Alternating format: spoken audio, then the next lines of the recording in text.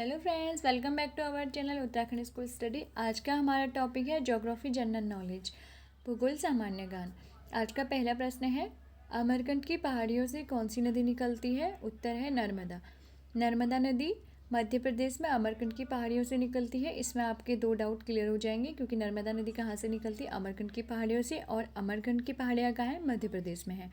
और साथ ही एक इम्पॉर्टेंट फैक्ट और है, बेतवा नदी विंध्याचल की पहाड़ियों से निकलती है, जबकि ताप्ती नदी जो है वो मध्य प्रदेश में सतपुड़ा से निकलती है। ठीक है।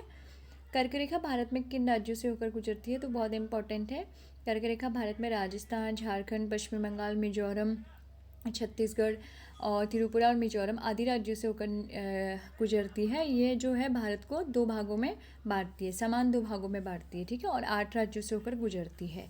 क्वेश्चन नंबर 3 है, रिंगपो सिवोक रेल लाइन किन दो राज्यों को आपस में जोड़ती है? जो रंगप्पो सिवोक रेल लाइन है वो सिक्किम और पश्चिमी बंगाल को आपस में जोड़ती है।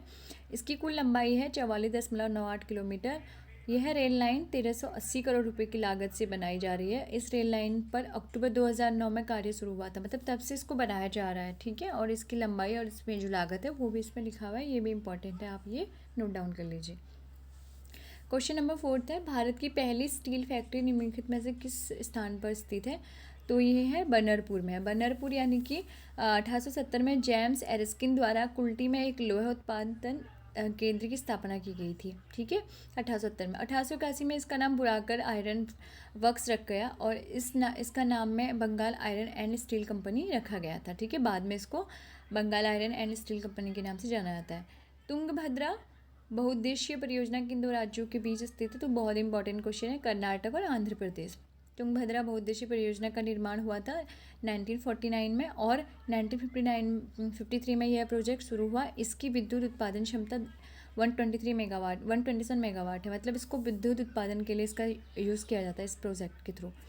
पृथ्वी की सबसे पतली परत कौन सी है? भूपट्टी है। भूपट्टी पृथ्वी की सबसे बाहरी परत है। इसकी औसत गहराई लगभग 30 किलोमीटर है। ठीक है, भूपट्टी। नेक्स्ट क्वेश्चन है, कार्डेमम पहाड़ियाँ या इलायची की पहाड़ियाँ कहाँ से हैं? तो ये क्वेश्चन बहुत इंपॉर्टेंट है, केरला में है। किस बंदरगाह को भारत का प्रवेश द्वार कहा जाता है? तो मुंबई को कहा जाता है। मुंबई में जो बंदरगाह है उसको कहा जाता है भारत का प्रवेश द्वार। कावेरी जल विवाद किन दो राज्यों के बीच है? कर्नाटक और Tamil Nadu.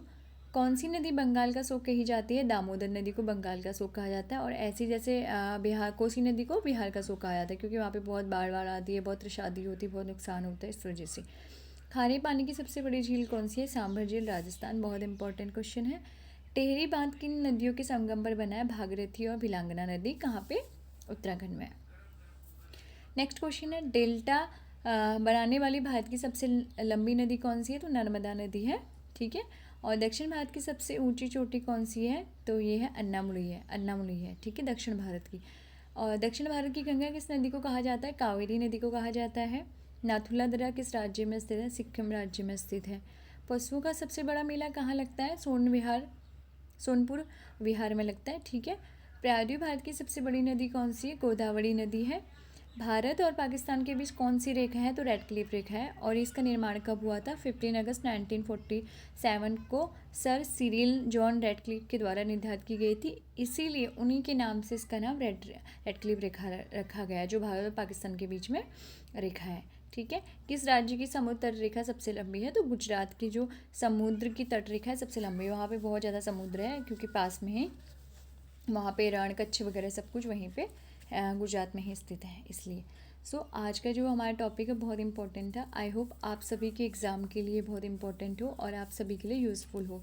Friends, please like, share and subscribe कीजिएगा। और अगर आपको किसी और टॉपिक पे कुछ क्वेश्चंस वगैरह या कोई भी टॉपिक पढ़ना हो तो प्लीज़ मुझे कमेंट करके बताइएगा। Thank you friends, thank you for watching.